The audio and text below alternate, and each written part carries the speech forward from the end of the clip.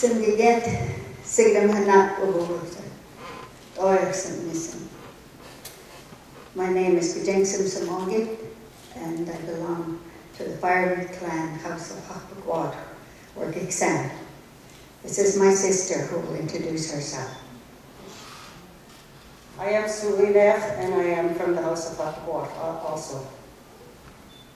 And this is my husband, Audrey Lindquist, who is, is beside me all the time, and all the work that we do.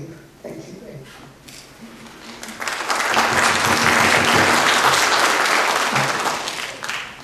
First of all, we also want to thank the Gitxsans people for allowing this gathering to happen on their territory. And we thank the NDP party for sponsoring this. Gary, thank you so much. It shows where your belief system lies, and we thank you for that. The belief system is the most important thing we have. And we are here.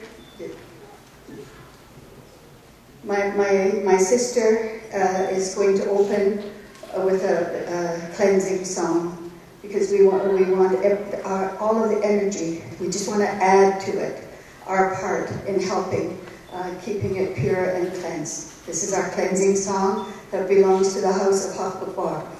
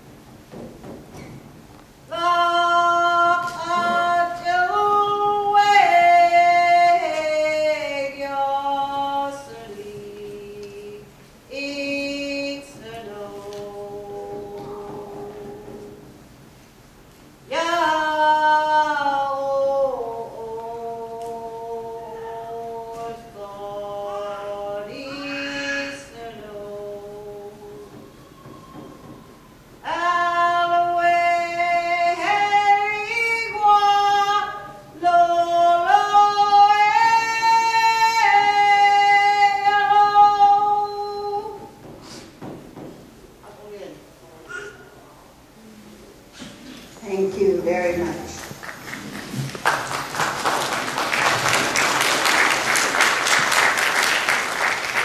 We are here. I am a chief in the House of Haida, and we're Gitxsans, and we also belong to the House of Haida. Haida, when you know about our oral tradition, you have a house, and then when the house gets too large, or different events happen in history and the evolution of our culture, you have new houses being created. And so Samogid Yell comes out of the House of Haida. And we are the bloodline of Haida. And we have 5 generations alive today, from Samogid Haida, who was Arthur McDames. And Arthur McDames lived to be a very ripe old age. And then when he passed on, my mom's youngest brother, Ken Harris, took the name Haida. And then, as many of you may have heard of Ken, Uncle Ken, he wrote the book Visitors Who Never Left, and shared some of the stories that belong to the House of Haida. And we consider ourselves Sky Clan people coming from heaven. We have a story of origin, like many other tribes have their stories of origin. And we have always stood up for what our ancestors have laid down for us, the laws of our grandfather, Ayoks Niet. We stand on that. Whether the issue is popular or not, We have a position and we stand on the integrity and on the shoulders of our ancestors.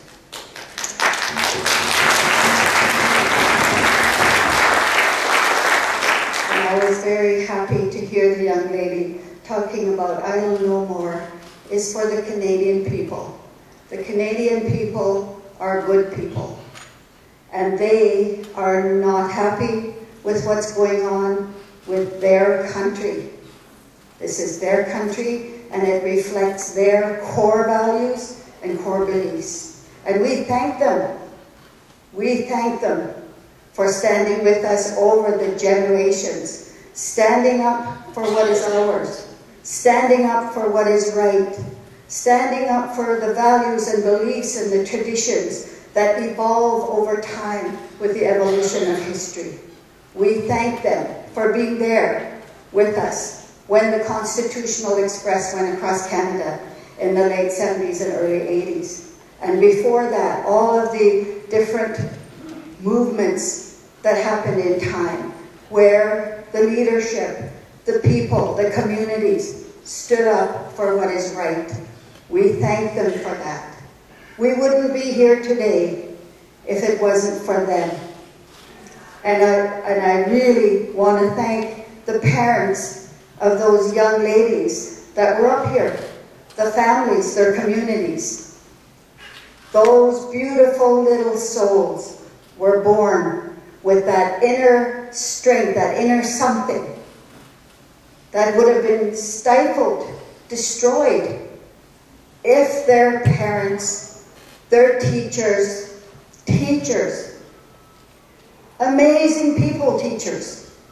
We don't give them enough credit and support them as much as we could. And all the people that work in the school system that nurture our children on a daily basis, who try to teach them what is needed, what the tools they're going to need to survive in this world. It's a hostile environment we live in now. It's very hostile. And we know enough now that with all the latest research on the brain and the emotions and all of those things, we know enough about that. Lay people can pick up a book nowadays and understand what's going on. And when you think of the generations of Indigenous peoples around the world, oppressed, horribly, horribly beaten down, made to feel like they're less than, made to feel like they're not good enough. A little over 500 years ago, when the countries of the world were wanting to expand and get resources from other lands, the rule of the day was that explorer could find vacant land and plant their flag for their country. As these explorers went around doing that, they realized, and the international law at the time, and it's very relevant for today because it's still happening today. The international law said that if there were human beings there, you could not claim that land. So what happened when they came across brown people? The debate 500 and some years ago, the Pope was the head of the Catholic Church, and the philosophers of the day had a huge debate. The leaders were all there on both sides, two schools of thought. Were these beings human or not? Can you imagine that? Were they human or not? And those debates are captured in historic documents in Rome, and they're called the Papal Bulls. And that debate is still happening today. The basis of that argument is racism, ethnocentrism, where you think your culture is better than someone else's, instead of loving and nurturing and respecting each other to contribute to the diversity in this world. we choose to think one is better than the other. That is not okay. And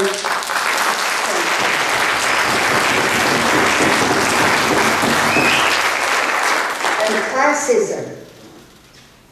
The British people came here. They had a class system.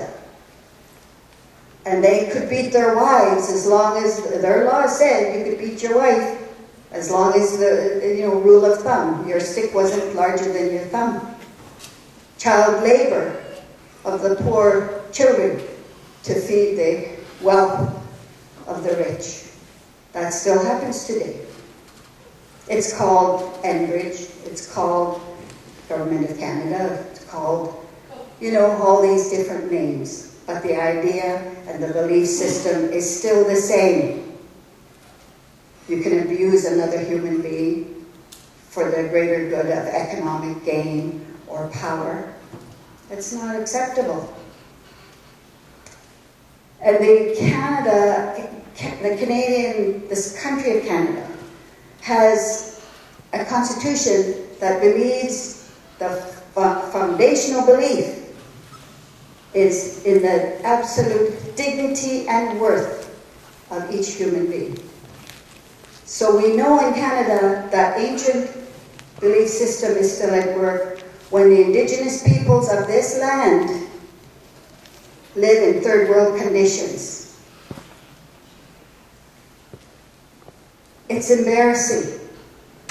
I'm embarrassed that this is part of Canada's history. I'm proud to be a Canadian, but I am a Gitxsan first and foremost and always will be. My children, my family, my community are Haida.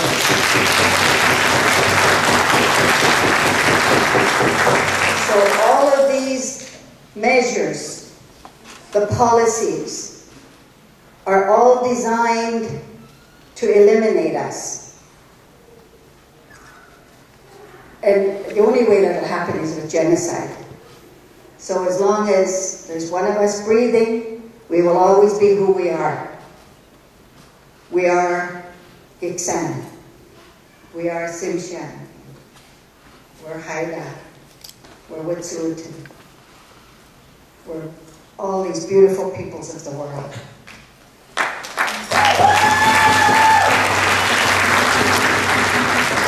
We have so much to offer, so much to offer. And I'm telling you, when those young ladies spoke, I said, God, I better go up there and ask them to take my name off the list. But I'm glad I didn't do that because I'm so inspired by them and just know that what we believe and what we do as a House of Hakwak and House of Yell, we always stand up for what we believe is right, even if we have to fight our own people to do so. But that's how we create change.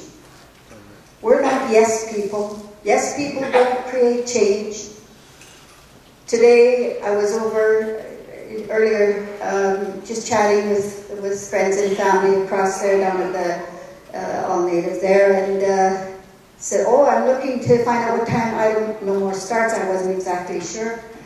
And they said, well, what's the point? It's over. And my nephew was standing within earshot. And I said, no, it's not over. It'll never be over. If it's not Idle No More, it's a Constitutional Express, it's a Freedom Train. It's going to have different names, but it's never over. It will never be over. And our Canadian friends who are non-Indigenous peoples, it'll never be over for you, and we thank you, each one of you, who stands up against racism, against ethnocentrism, against classism, and all the isms that keep this insidious, insidious way of being intact. Each one of us has a responsibility to take it down one piece at a time, one racial slur at a time, one disrespectful act at a time, one tiny little thing at a time. And the ripple effect of our grandfathers is still rippling today. And I am so grateful to all of you who came here to listen and support I'll No More. So Samogit Hakpakwad, who is now Vince Jackson, our brother, he asked me and us to be here to lend our support. We will stand behind you. For those, and as long as we keep it grassroots, the government doesn't know who to hit. Thank you very much. I sing a song, we will do the Four Crest song first, and then we will finish off with one of our spiritual songs, Beneath. Belongs to the House of Hakpakwad.